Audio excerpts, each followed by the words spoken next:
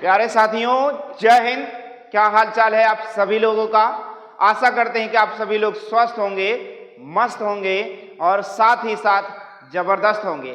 प्यारे साथियों, आज के इस वीडियो में हम आपके लिए लेकर आए हैं आरआरबी ग्रुप डी 11/10/2022 को परीक्षा जो हुआ था, उस परीक्षा में सुबह के टाइम और दोपहर यानी फर्स्ट शिफ्ट और सेकंड शिफ्ट में गणित के पूछे गए प्रश्नों को इस वीडियो के माध्यम से हल करवाने वाले हैं। और ये सभी प्रश्न आपके ग्रुप डी की परीक्षा के लिए बहुत इंपॉर्टेंट है, क्योंकि आपका जो परीक्षा होने वाला है प्रीवियस ईयर को देखते हुए ही होगा, क्योंकि गणित का प्रश्न जो होता है वैसा ही होता है, बस अंकों को बदल दिया जाता है। तो इसलिए आपको यदि पेपर देना है तो इस वीडियो को या आपके इस YouTube चैनल के प्लेलिस्ट में जो 10 का दम की श्रृंखला चल रहा है, उस पूरे वीडियो को आपको देखना है, ताकि आपका गणित तैयार हो सके, मैथ तैयार हो सके। चलिए चलते हैं, आज के इस वीडियो का पहला प्रश्न देखते हैं क्या है। आज के इस वीडियो का पहला प्रश्न क्या है, तो ध्यान दीजिए। कह रहा है कि एक 8 भुजाओं वाले बहुभुज के अंतः कोणों का अनुपात 1:3:4:6:7:11:13:15 है। इस बहुभुज में सबसे बड़े अंतः कोण का माप ज्ञात कीजिए। अब कितनी भुजाओं वाला बहुभुज है, तो 8 भुजाओं वाला बहुभुज है। मैंने आपको एक ट्रिक बताया है कि किसी भी बहुभुज के अंतः कोणों का योगफल ज्ञात करने का ट्रिक बताया है। वो ट्रिक क्या है कि जितनी भुजा है उतना -2 गुणे में 180 अंश। ये क्या है कि बहुभुज के अंतः कोणों का योगफल, अंतः कोणों का योगफल ज्ञात करने का सूत्र है n-2 इंटू में 180 अंश। जैसे त्रिभुज है, इसमें कितने अंश होता है, त्रिभुज के तीनों अंतः कोणों का योगफल कितना अंश होता है, 180, सब जान रहे हैं। तो कितनी भुजा है, 1 2 और 1 3, 3 - 2 गुणे में 180 अंश। तो देखो 3 - 2 बराबर 1 गुणे 180 अंश बराबर 180 अंश हुआ कि नहीं हुआ। इसी प्रकार से अगर चतुर्भुज है तो 4 भुजा, 1 2 3 4, 4 - 2 बराबर 2 गुणे में 180 अंश, तो 18 दूनी 36, 360 अंश। इसी प्रकार ये 8 भुजा वाला है, तो 8 भुजा है तो 8 - 2 गुणे में 180 अंश। देखिए 8 - 2 बराबर 6 गुणे में 180 अंश, तो 18 छक्का 108 और एक जीरो लगा दोगे तो ये अष्टभुजा वाली आकृति के अंतः कोणों का योगफल आएगा। इतनी बात समझ में आ गई। ये सारी बातें ओरल थी, ओवरऑल थी, ऐसे ओवरडोज कह सकते हैं, एक्स्ट्रा। जब इन सारी चीजों को आप दिमाग में सेट किए रहोगे तो आपकी परीक्षा में कोई भी प्रश्न आएगा तो आप खटाखट लगा ले जाओगे। अब देखो, मैं कह दूं कि सभी जो अंतः कोणों का अनुपात दिया है, तो 1x 3x 4x 6x 7x 11x 13x और फिर आपके हैं 15x। आप ऐसे भी ना लिखो, आप सीधे लिखो 6 4 10 7 17 3 20 1 21 21 1 22 22 10 32 32 3 35 35 10 45 45 5 50 10 60। आप चाहो तो 60x बराबर लिख लो कि भाई 1 2 3 4 5 6 7 8 भुजा है तो 8 कोण बनेंगे। 8 कोण बनेंगे तो अब कैसे भी कोण बन सकते हैं, जैसे भी बन जाए। ये आकृति उसकी है, हमारी नहीं है। हम आकृतियां नहीं देख पा रहे कि कौन सा, लेकिन उनके सभी कोणों का योगफल कर सकते हैं 60x। और अंतः कोणों का योगफल निकालने का भी सूत्र बताए हैं कि 8 - 2 गुणे में 180 अंश। तो यहाँ आया 6 गुणे 18 यानी 18 छक्का 108 के साथ एक जीरो, यानी 60x बराबर 1080 के लिख सकते हैं। 60 गुणे में है तो 60 बटे में, जीरो से जीरो खत्म, यक्स का मान आया। 6 से भाग दे देना, 6 1 6 4 10 6 8 48 यानी 18 छक्का 108। क्या ये बात समझ गए ना? 18 छक्का 108 आ गया कि नहीं आ गया? अब ये बताओ ये x का मान कहाँ रख सकते? इनकेस इनके सबके साथ रख रहे हैं। कह रहा कि जो सबसे बड़ा कोण है, सबसे बड़ा अंतःकोण है, उसका मान ज्ञात कीजिए। तो भाई ये सबसे बड़ा अंतःकोण कितना दिख रहा है? 15x दिख रहा है, यही रख लेना है। तो भैया 15 गुणे में 18, 18 पचे 90 के शून्य हासिल आए 9, 18 एकन 18, 9 27, 9 8 17 यानी 27, 270 अंश सवाल का उत्तर। बस आपको इतना ही करना था। देखो कितना करना था, बस इन सबको आपको जोड़ना है। 15 13 11 7 8 6 ये सब मिलाकर कितना आएगा? 60x। 60x बराबर अंतःकोणों के योगफल के बराबर, बटे में 60 कर देंगे तो 0 से 0 खत्म, 6 से भाग देने पर क्या आ जाएगा? 18 सवाल का उत्तर हो जाएगा। क्या ये बात समझ गए ना? अच्छा, वीडियो अच्छे से समझ में आया तो लाइक बिल्कुल कर देना। अगर वीडियो और ये प्रश्न आपको अच्छे से समझ में आया तो जरूर लाइक कर देना। क्योंकि ग्रुप डी का ये चहेता सवाल होता है। इस टाइप का प्रश्न आपके ग्रुप डी की परीक्षा में पूछा जाता है। चलिए चलते हैं, और ये पूछा भी गया है 11/10/2022 के दिन। चलिए अगले प्रश्न की ओर चलते हैं। अगला प्रश्न आपका देखिए क्या कहता है। कहता है कि यदि x - 1/x बराबर 2 हो, x - 1/x बराबर 2 हो, तो x⁴ प्लस में 1/x⁴ का मान ज्ञात कीजिए। ऐसे में ये जो सवाल है ये एकदम आसान है, मैं सेकंडों में बता दूं। इसका आपको क्या करना है? वर्ग, और यहाँ क्या करना है? +2। फिर इसके बाद इसका एक बार वर्ग करना है, फिर -2 करना है। ये ट्रिक है। देखो 2 दूनी 4, 4 2 6, 2 दूनी 4, 4 6 2 6, यहाँ वर्ग हो गया। 2 का वर्ग 4, 2 का वर्ग 2, 4 हो जाएगा, और 4 2 6, 6 का वर्ग 36 - 2 बराबर 34, यानी सवाल का उत्तर हो गया। सेकंडों में सवाल लगेगा। ऐसे सवाल को लगाने के लिए बस आपको करना है, अगर 4 घात पूछा तो इसे एक बार वर्ग करके, यहाँ माइनस है तो प्लस कर देंगे, वर्ग जोड़ देंगे, फिर एक बार इसको वर्ग करके यहाँ प्लस आ जाता है, जिससे क्या हो जाएगा? माइनस हो जाएगा सवाल का उत्तर। नहीं तो इसके लिए आपको बड़ा सा मशक्कत करना होगा कि बाएं पक्ष का वर्ग करोगे तो आएगा पहले पद का वर्ग धन दूसरे पद का वर्ग, और -2 गुना पहला पद गुणे में दूसरा पद, और बराबर 2 दूनी 4 हो जाएगा। तो देखो x से x कट जाएगा, ये 2 माइनस उधर जाएगा, प्लस हो जाएगा। तो उधर आ गया 6 और इधर आ गया x² प्लस में 1/x।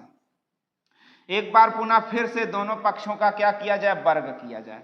तो पहले पद का वर्ग धन पहले पद का वर्ग है तो वर्ग से लगेगा तो घात की घात आपस में गुणा हो जाएगी, इसलिए यहाँ x⁴ प्लस में दूसरे पद का वर्ग x⁴ प्लस में 2 गुना पहला पद गुणे में दूसरा पद। अब देखो x से x कट गया और यहाँ 6 का 36 आ गया, 2 प्लस है 2 माइनस हो जाएगा, तो ये हो जाएगा कितना? 34 सवाल का उत्तर। बातें वही हैं, अगर वहां आप समझ गए तो इसका शॉर्टकट बना सकते हैं। बोलो समझ में आ जाएगा ना? चलिए चलते हैं अगले प्रश्न की ओर। अगला प्रश्न आपका कहता है कि एक सेल के दौरान सेल लगता है मार्केट में, जब स्टॉक एक्स्ट्रा हो जाता है, दुकानों पर माल रुक जाता है, सामान बिकना, जो सामान पुराने हो जाते हैं तो उसके लिए क्या लग जाता है? सेल लग जाता है। सेल सस्ते नौने पौने दामों पर क्या किया जाता है? सामानों को बेच दिया जाता है, और कस्टमर सोचते हैं सेल है, फ्री में मिल जा रहा है, ले लेते हैं। क्या है कि मॉडल बदल गया, जमाना बदल गया, समय बदल गया, तो सामानों को क्या किया जाए? पहले इसको बेच लिया जाए, दाम का दाम ही निकाल लिया जाए, इसीलिए क्या कहते हैं? सेल लगा देते हैं। देखो ये सेल है। एक सेल के दौरान एक टीवी की दुकान का मालिक किसी भी उपभोक्ता को 4 अलग अलग प्रकार की क्रमिक छूटों में से चुनने का विकल्प प्रदान करता है। भैया इसमें से कोई भी एक विकल्प आप चुन लो, कह रहा। उसके बाद कह रहा किसी वस्तु के अंकित मूल्य के प्रतिशत के रूप में इसमें से कौन सा विकल्प चुनने पर दुकान के मालिक को सर्वोत्तम संभव मूल्य प्राप्त होगा, मतलब दुकान के मालिक को फायदा होगा। इसमें से कौन सा कस्टमर चुने, इसमें से कौन सा जो है उत्तरोत्तर छूट कहें या ऐसे कहें अलग अलग क्रमिक छूटों को चुने, कौन सा कस्टमर चुनेगा जिससे दुकानदार को फायदा होगा? तो भैया इसमें आपको सरल करना पड़ता है। देखो दुकानदार की बात होगी तो पहला वाला मैं देखता हूं, पहला वाला 100 रुपए का सामान है, एमआरपी 100 रुपए मान लो, और उस पर 35% की छूट, तो मतलब 65% पर सामान, और एक बार पुनः फिर 5% की छूट, मतलब 95% छूट। देखो 100 से 100 कट गया, 19 पचे 95 और 5 दूनी 10, 5 चौक 20 और 5 13 में 65, 19 तिया 57 के साथ, 19 एकन 19, 19 5 24 भागे में 4, 4 छक 24, 4 एकन 4, 3 7, 4 सत्ते 28, 2 30, 4 पंचे 20, यानी 61.75% पर दुकानदार क्या करेगा? उससे लेगा। छूट की बात होती है कि भैया एकल छूट बताओ, तो यही 100 में से घटा देते हैं, लेकिन दुकानदार की बात हो रही है तो दुकानदार इतना रुपया लेने वाला है। अगला दूसरा वाला आप देखोगे तो दूसरा 100 रुपये एमआरपी मान लो, 25% छूट तो 75%, और पुनः एक बार 15% छूट तो 85%। इसे भी सरल करोगे, 2 जीरो से 2 जीरो कट जाएगा, 25 तिया 75, 25 चौका 100 हो जाएगा, 3 पचे 15 और 3 अठे 24, एक 25 हो गया। फिर आप 4 से भाग दोगे तो 4 छक 24, एक 25, 4 तिया 12, एक 15, 12 3 15, 4 सत्ते 28, 2 30, 4 पंचे 20, यानी यहाँ पर 63.75% पर दुकानदार सामान देगा। अब देखो ये तीसरा वाला देखते हैं, चलो तीसरा वाला देखते हैं। तो 100 रुपए के सामान पर 30% छूट यानी 70% पर सामान दिया, फिर 10% का छूट यानी 90% पर सामान दिया। तो देखो 2 जीरो से 2 जीरो, 1 1 2 9 सते 63% यहाँ पर छूट हो रहा है। 63% पर सामान यहाँ बिक रहा है, यहाँ 63% पर। यहाँ देखोगे 100 रुपये एमआरपी है और 20% मतलब 80%, और फिर देखोगे यहाँ 20% है तो 80%। बात समझ गए ना? और सरल करोगे, 2 जीरो से 2 जीरो, 1 1 2 8 अठाई 64% पर यहाँ सामान बिक रहा है। तो सबसे ज्यादा कहाँ पर मिल रहा फायदा? आप सबसे ज्यादा जहां पर फायदा मिले उसी को देखकर सवाल का उत्तर दे सकते हैं आप। तो देखो चौथा वाला जो क्रमिक छूट है दो, वो वहां से आपको फायदा हो रहा है, यानी जरा सा भी फायदा हो, उससे नहीं मतलब 25 पैसे का फायदा हो रहा प्रतिशत में, तो भी फायदा ही माना जाएगा, क्योंकि 25 पैसे प्रतिशत में देखें तो बहुत राशि हो जाती है। समझ गए ना? यह सवाल का उत्तर होगा, यानी ऑप्शन नंबर 4। क्या समझ में आया? इसको एक तरीका और है लगाने का, यानी छूट मतलब plus minus x plus minus y plus minus x y बटे 100 वाले नियम से भी लगा सकते हैं। छूट है तो माइनस लेकर चलेंगे, यानी minus x minus y, minus में यक्स वो यहाँ प्लस हो जाता है बटे में 100, इस तरीके से भी लगा सकते हैं। समझ गए ना? ये तरीके से लगाएंगे तो, लेकिन यहाँ पर लगाने से मान उत्तर कस्टमर वाला आएगा, कस्टमर ज्यादा छुड़वा ले रहा, जहां कस्टमर कम छुड़वाएगा वो सवाल का उत्तर माना जाएगा। ठीक है ना? चलिए अगले प्रश्न पर चलते हैं, क्योंकि एक प्रश्न को लगाने के कई तरीके हो सकते हैं, इसलिए आपको एक ही तरीका यहां सीख लेना है, बहुत सारे तरीके नहीं। क्यों? क्योंकि आपको एग्जाम क्रैक करना है। कह रहा अरुण की वर्तमान आयु उसके चाचा के आयु की 1/3 है। अब देखो भैया, अरुण है, कौन है? अरुण है, और उसके कौन है? चाचा है। अरुण की वर्तमान आयु उसके चाचा की आयु की 1/3 है, यानी अगर हम चाचा को 3 यक्स मान लें तो अरुण कै साल का है? यक्स साल का। 5 वर्ष बाद यानी यक्स प्लस 5 साल और 3 यक्स प्लस 5 साल, 5 साल बाद अगर देखें, कितने वर्ष बाद? 5 वर्ष बाद। तो 5 वर्ष बाद दोनों की आयु 5 साल बड़ी हो जाएगी। अब देखो 5 वर्ष बाद इनकी आयु का योग कितना आ गया? 86 वर्ष। यहाँ देखो यक्स प्लस 5 प्लस में 3 यक्स धन 5 बराबर में क्या आ गया? 86। 5 10 उधर गया, माइनस हो गया तो क्या आ जाएगा? 76 आ जाएगा। 3 1 4 यक्स बराबर 76, 4 19 में 76, यानी यक्स का मान क्या आ गया? 19 वर्ष आ गया। अब पूछा कि अरुण की वर्तमान आयु ज्ञात कीजिए, तो अरुण कै साल का है? 19 साल का। सवाल का उत्तर हो जाएगा। क्या ये बात समझ में आ जाएगा?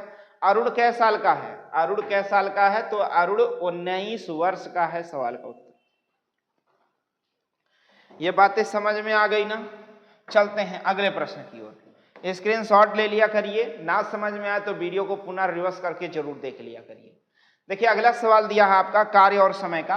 कह रहा श्याम और सुंदर एक काम को क्रमशः 16 दिन और 24 दिन में पूरा कर सकते हैं। कह रहा श्याम ने अकेले काम शुरू किया और 10 दिनों के बाद सुंदर भी उसके साथ जुड़ गया। यानी श्याम काम करना चालू कर दिया था और 10 दिन काम करने के बाद सुंदर भी आ गया, कह रहा कि हम काम करेंगे। तो कहा ठीक है चलो दोनों मिलकर काम को पूरा करते हैं। और पूरा करने में इन्होंने एक साथ जो काम लिया है, समय किया है, काम पूरा होने तक दोनों ने साथ साथ काम किया है।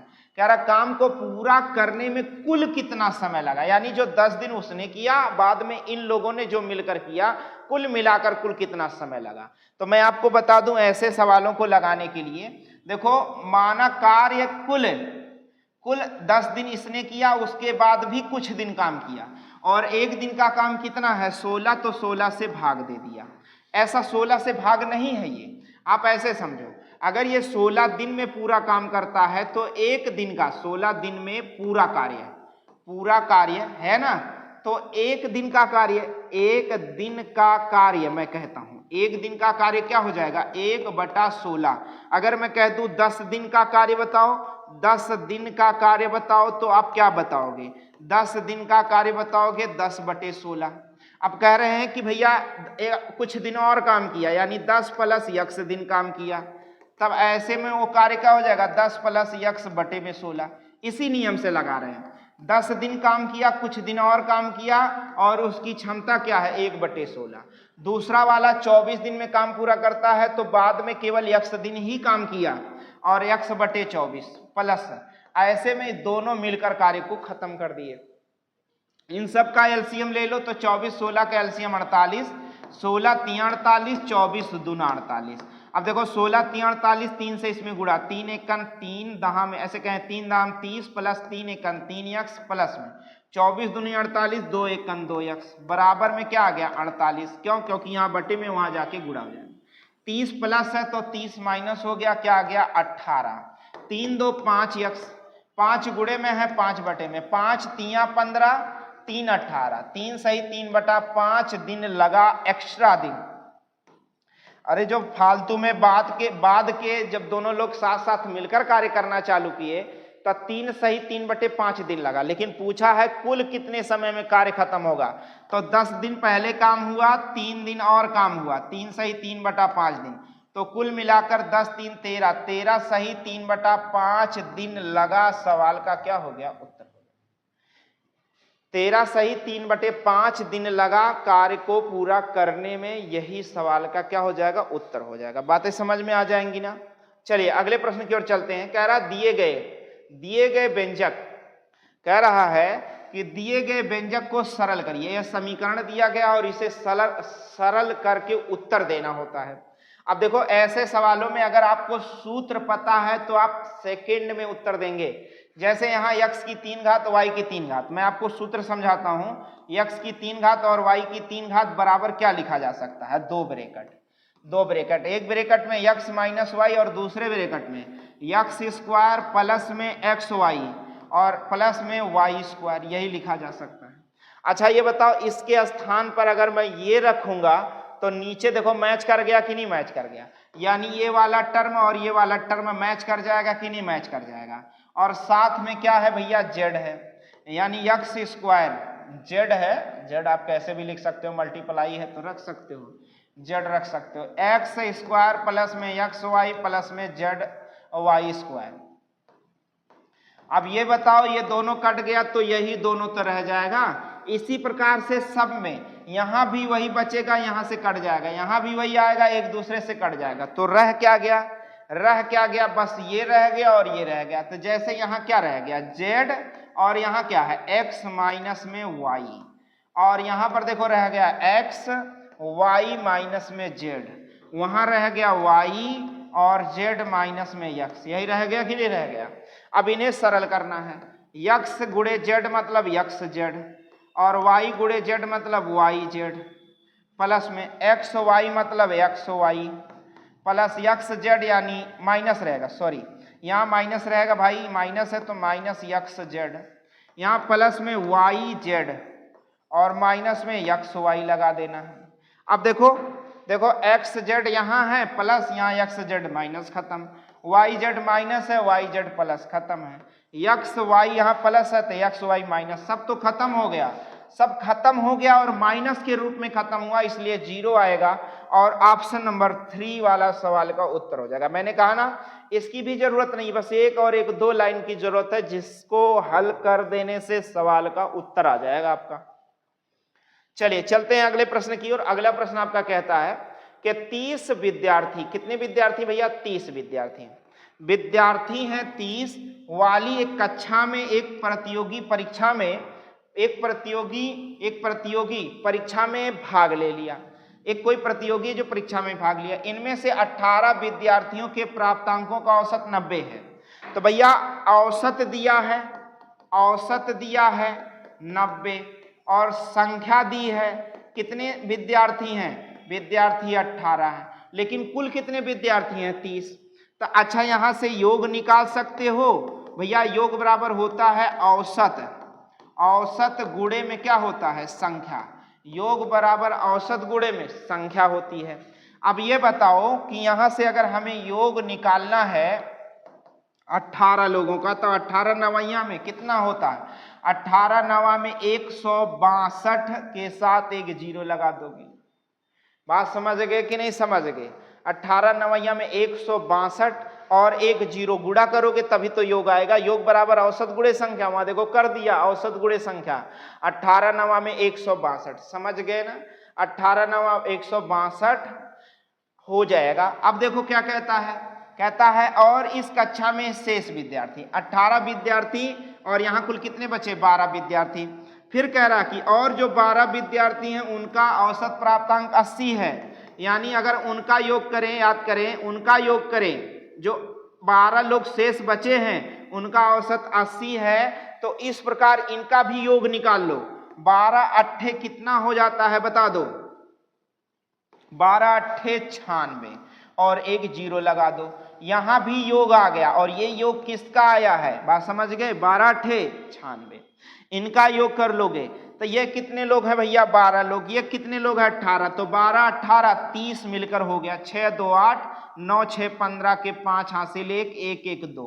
अब देखो ये टोटल योग आ गया। क्या हो गया? टोटल योग आ गया। कह रहा कि अब बताइए कि पूरी कक्षा का प्राप्तांक औसत कितना है? तो किससे भाग देना? 30 से भाग देना, क्योंकि लोग कितने थे? 30। देखो योग बराबर औसत गुणे संख्या, और औसत बराबर क्या होता है? योग बटे में संख्या। औसत बराबर योग बटे में क्या होता है? संख्या। तो चलो 0 से 0 खत्म। 3 अट्ठे 24 1 25, 3 छक 18 यानी 86। यानी पूरी क्लास का अगर संपूर्ण रूप से मिश्रित औसत हम निकालना चाहें तो 86 सवाल का उत्तर हो जाएगा। बातें समझ गए ना?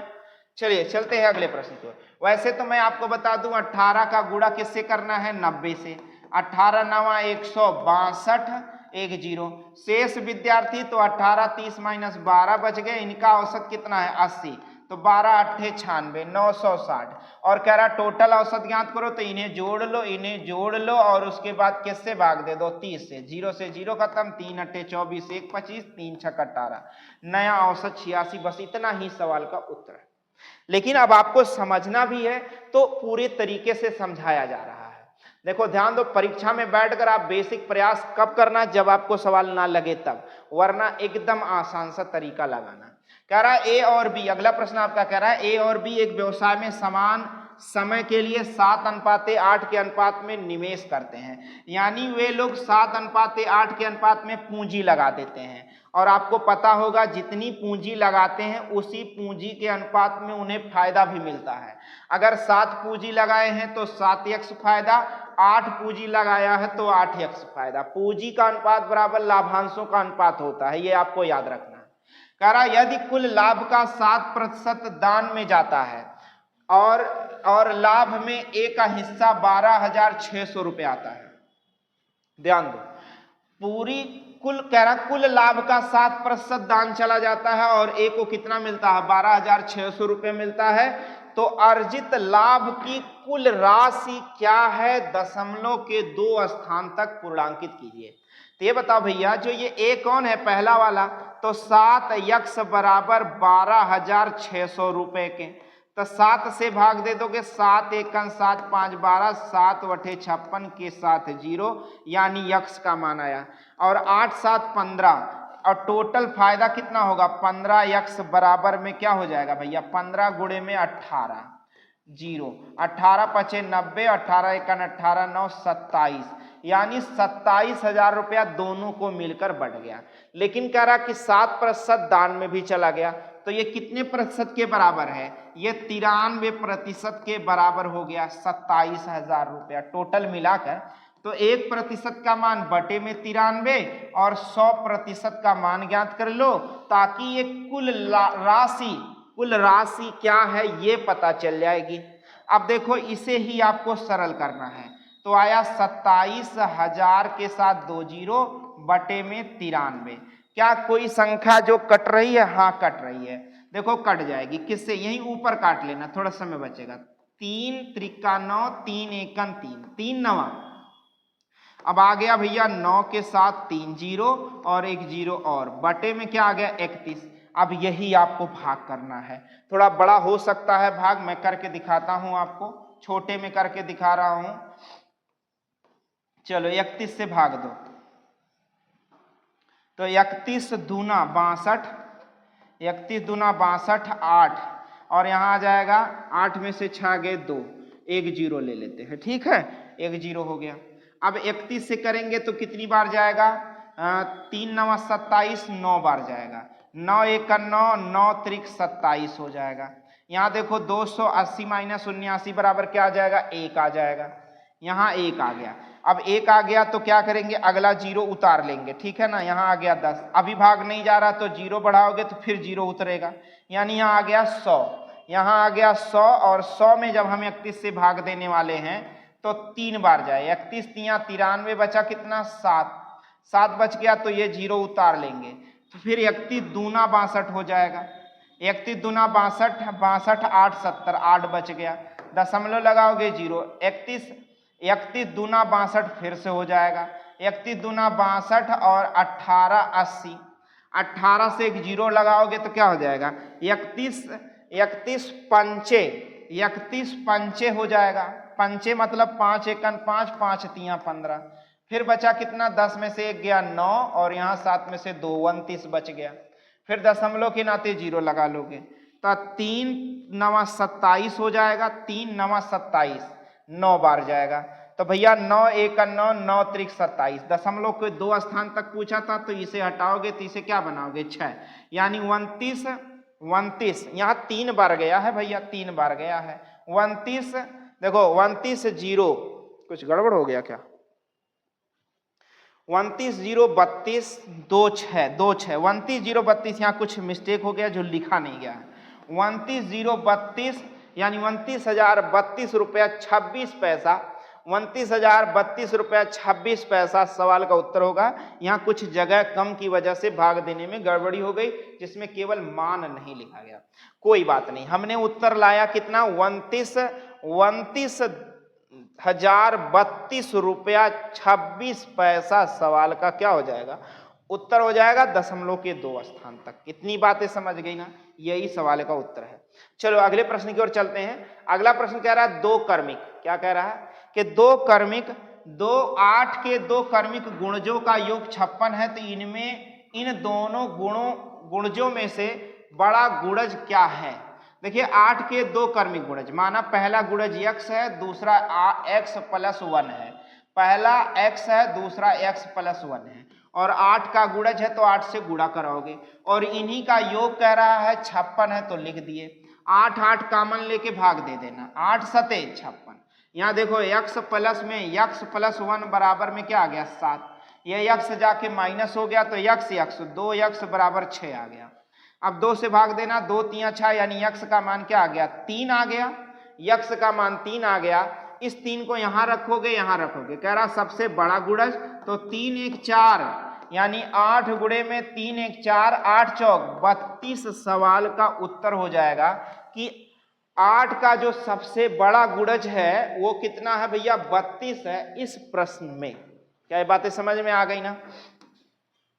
चलिए अगले प्रश्न की ओर चलते हैं। अगला प्रश्न कह रहा है कि एक तिर्यक रेखा, कौन सी रेखा भैया, देखो एक तिर्यक, यदि एक तिर्यक रेखा दो समांतर रेखाओं को काटती है, एक तिर्यक रेखा है, एक तिर्यक रेखा है दो समांतर रेखाओं को ऐसे विभाजित करती है, काटती है, तो नीचे दिया गया कौन सा विकल्प अनिवार्यतः सत्य है, यानी इसमें कौन सा सत्य है आपको बताना है कि कौन सा सत्य है।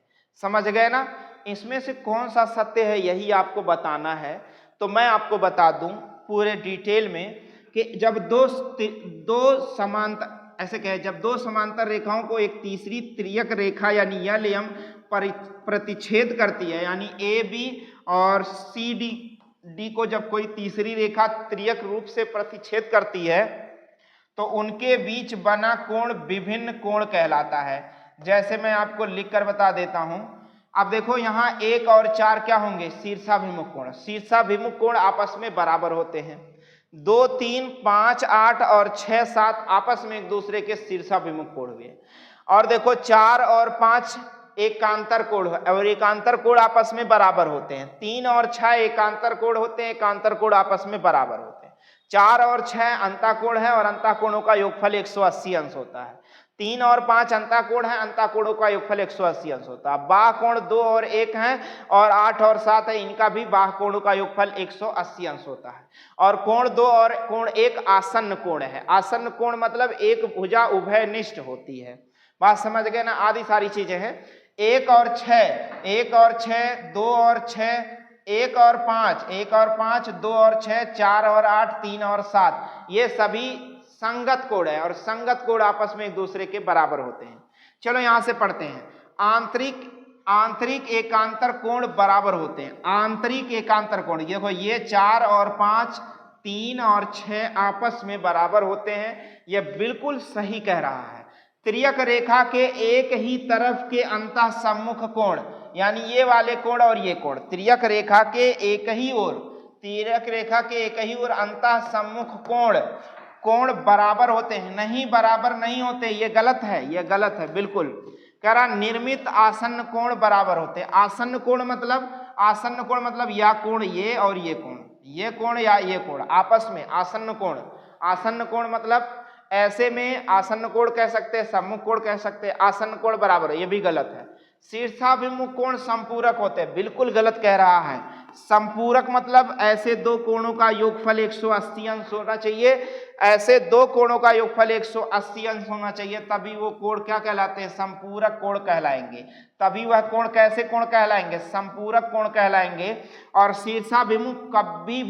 शीर्षाभिमुख कोणों का योगफल कभी भी 180 अंश होता नहीं है। शीर्षाभिमुख कोणों का योगफल कभी भी 180 अंश नहीं होता है। या तो फिर जब दो ही रेखाएं आपस में एक दूसरे को प्रतिच्छेद करें और समकोण पर विभाजित करेंगी, तब उनके दोनों के बीच मध्य कोण यानी शीर्षाभिमुख कोण 180 अंश होगा, तब वहां पर भले लागू होगा, लेकिन ऐसी स्थिति में नहीं होगा। यानी यह चौथा भी आपका क्या हुआ, गलत हुआ। तो सही केवल और केवल कौन सा हुआ, पहला वाला सही हुआ। यह मैंने आपको अच्छे से समझा दिया। अब आप देखेंगे कि इस स्लाइड में इन सभी प्रश्नों के उत्तर भी दिए गए हैं। मैंने आपको इन प्रश्नों में उत्तर भी सेट करके रख दिया है, आप देख पा रहे होंगे। और मैंने इस वीडियो में आरआरबी ग्रुप डी के कुछ महत्वपूर्ण प्रश्नों को हल करवा दिया है। और वो कौन से महत्वपूर्ण प्रश्न हैं जो आपकी परीक्षा में पूछे गए हैं। आप देखेंगे सुबह के समय फर्स्ट मीटिंग और सेकंड मीटिंग में जो 11/10/2022 को पूछा गया है प्रश्न गणित का, वो सभी मैंने इस वीडियो के माध्यम से करवा दिया है। आशा करते हैं कि यह वीडियो आपको अच्छा लग रहा होगा, तो लाइक जरूर करेंगे, लाइक करेंगे और वीडियो को शेयर करेंगे, और साथ ही साथ वीडियो को अपने इस YouTube चैनल को सब्सक्राइब कर लेंगे। और अभी तक आपने बेल आइकन यानी घंटा नहीं दबाया है तो बेल आइकन यानी घंटा भी दबा लें। बेल आइकन यानी घंटा दबा लें, जिससे हमारा मनोबल बढ़ता है और साथ ही साथ हमारे अगले वीडियो का नोटिफिकेशन भी आपको समय से पहुंचता है। मिलते हैं आपसे अगले वीडियो में, तब तक के लिए जय हिंद।